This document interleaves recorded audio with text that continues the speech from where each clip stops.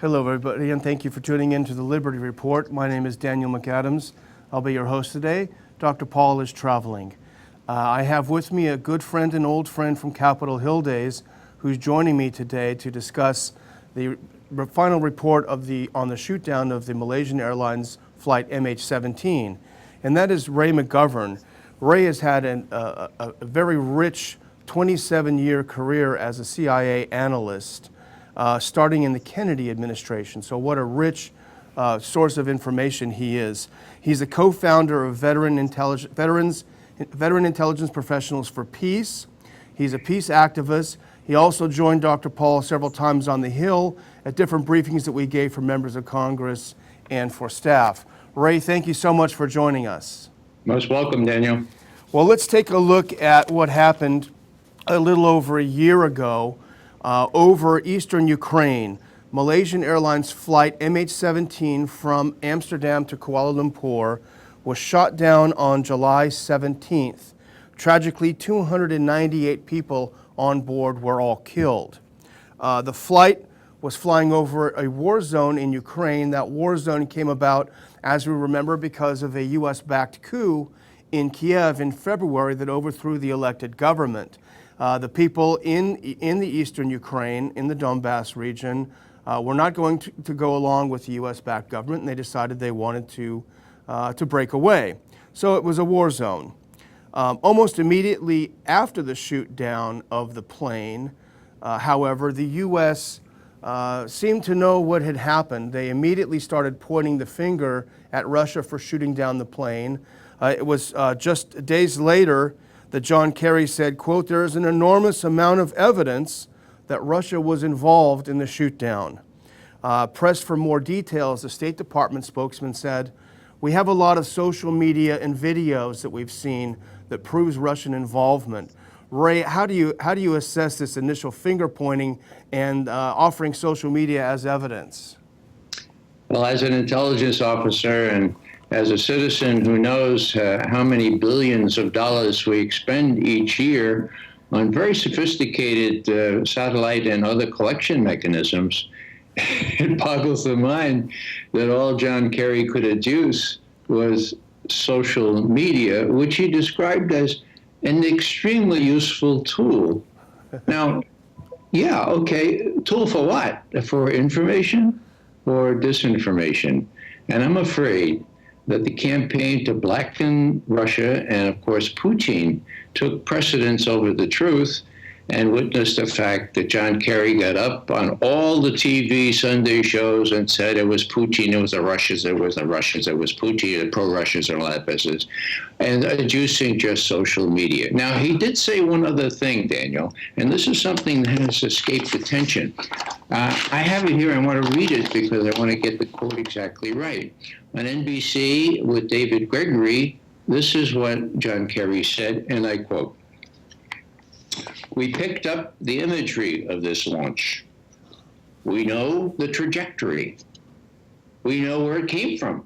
We know the timing. And it was exactly at the time that this aircraft disappeared from the radar." Whoa, end quote. How? Wow. Where is that evidence? That sounds like more than social media. It sounds like he has something very, very compelling. Is there a way that they could release that information that wouldn't compromise their sources and methods and all these sorts of things? Could it be sanitized and released? Of course it could. The problem, the fly in the ointment, Daniel, is that it doesn't, in my view, dovetail with the charges that Kerry made 3 short days after the incident. That's why they're not releasing. You know, people say sources and methods, sources and methods. Do you remember back in the late 80s when Ronald Reagan sent bombers to kill Gaddafi and actually did kill one of his sons because the Libyans were involved in an incident at a bar in Berlin, killing 2 U.S. soldiers? Do you remember that? Yes, absolutely. Yeah. Well, the public in the world wouldn't buy that explanation. And so Reagan came to us and said, look, we've got to show the source. And we said, no, you can't do that. It's an intercept, it's encoded, and it will blow our source. And Reagan said, show the source. And the source said, mission accomplished. We accomplished this at 2:45 this morning. Hooray, hooray. Now, what's the precedence here? What should be given priority? If we have that kind of information, as Kerry claimed, we should make that public. We have all kinds of sources of information. We can sanitize it. The reason it's not being made public is because, in my view, Kerry lied, and it's not the first time. Well, as you know, Ray, yesterday the Dutch Safety Board released its final report on the shoot down of the plane. I don't think either of us were overwhelmed with the information contained in the report. The two main conclusions are: one, it was hit by a Buk missile, and two, Ukraine should have closed its airspace because it was a war zone. And that was about all we got out of it. From what we see from the Russian side, the Dutch-led team refused to consider evidence produced by the manufacturer of the Buk missiles. They did a mock test of the Buk, and they had determined that it was actually the type of missile that had been out of commission in Russia since about 2011, but the Ukrainians were still using. Who knows what it proves, but it wasn't considered. The other thing that was interesting about the investigation is it seems like there are three possible perpetrators, unless you want to go into heavy conspiracy, and that would be the Ukrainians, the Russians, or the rebels. How is it that the Ukrainians, one of the potential suspects, were involved in the investigation? That seems pretty unprecedented. Yeah. Too. Why the Belgians? I mean, most people who are pretty much vassals of the United States running the investigation. And where are the black boxes? Yes. Why were the black boxes given to the UK? I mean, have you heard anything about the black boxes? So the whole thing is just so transparently corrupt. What Kerry saw, in my view, was a target of opportunity. Now, that's no play on words. He saw that he could exploit this against Putin. Now, why did he need to do that? Because he had all these neoconservatives behind him saying, you gave up our war on Syria. Just in August and September of 2013, we were all ready to attack Syria, and you worked out a deal with Putin to have all those chemical weapons in Syria destroyed. So Kerry sort of felt the need to rehabilitate his anti-Russian connections, okay?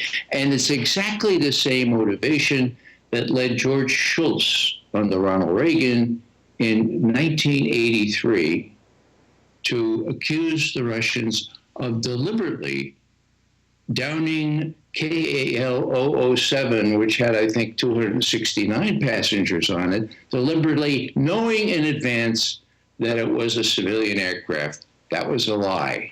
That was a lie, and the reason we know that's a lie is because the video fellow from the State Department, who was asked to give that for presentation at the UN just 1 week later, we're talking September 1st, 1983, and it was a week later, I think the 7th of September, he confessed in a book he wrote, and he wrote a book calling Warriors of Deceit. And what he said was this: I was only given 7 minutes of this video between ground control and pilot. Now, the whole video made it very clear the Russians didn't know it was a civilian plane, but they didn't give me that, you know? Now, what lesson did he draw from that, Daniel? The lesson he drew was this: the moral is all countries, including the United States, lie. The victory goes to whomever lies first. Whoever lies first wins. Well, I see a direct parallel here. Kerry was similarly motivated. Schultz had been knocked around by Weinberg and the others for not being anti-Soviet enough. Now Kerry's going to make sure he shows himself to be anti-Russian enough, even if it means, as Secretary of State, lying. And you know, I have to say this, that I've been watching Russia for 50 years. I've never seen a general secretary of the Soviet foreign policy or a Russian president or premier call a U.S. Secretary of State a liar.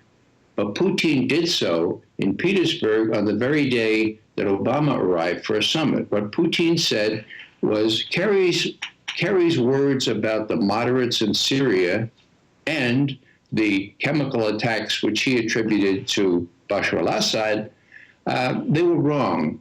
Он врет, он знает, что врет, это печально, which means he's lying, he knows he's lying. This is really sad. Putin about Kerry.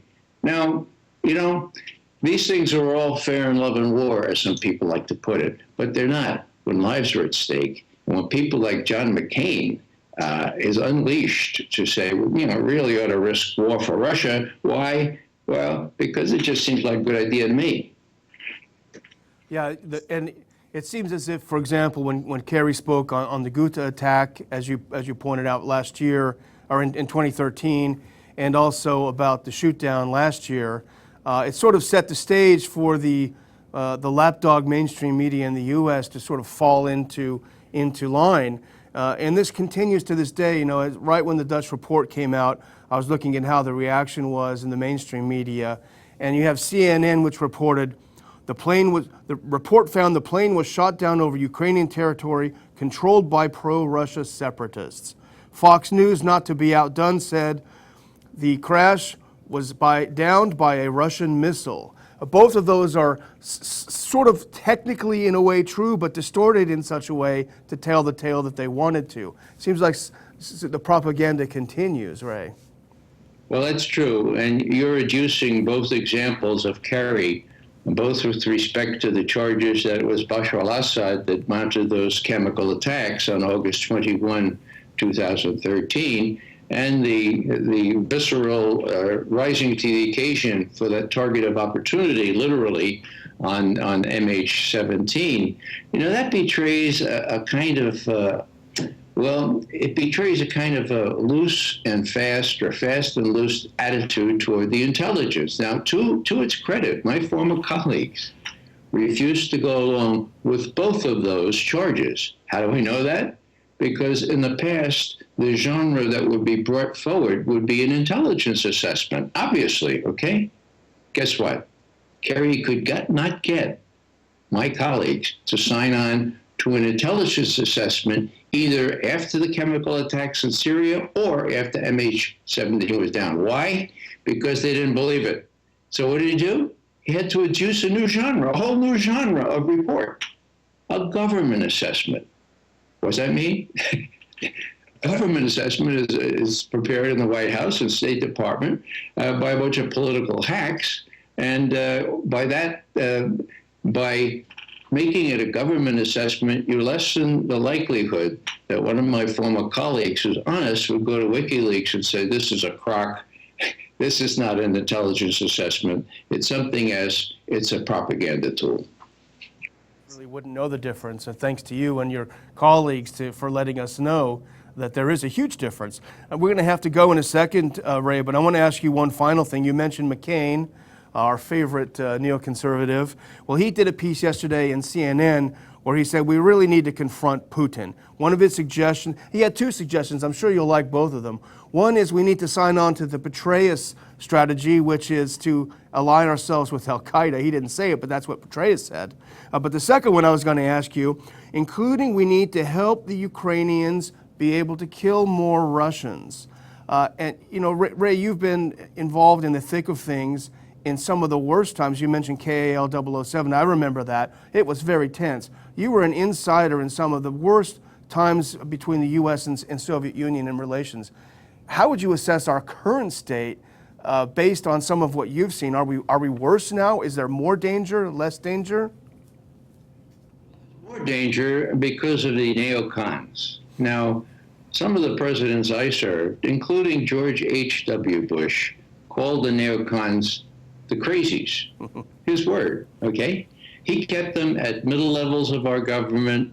He couldn't dismiss them because the Republican Party would be up in arms, but he kept them in places where they couldn't do irreparable harm.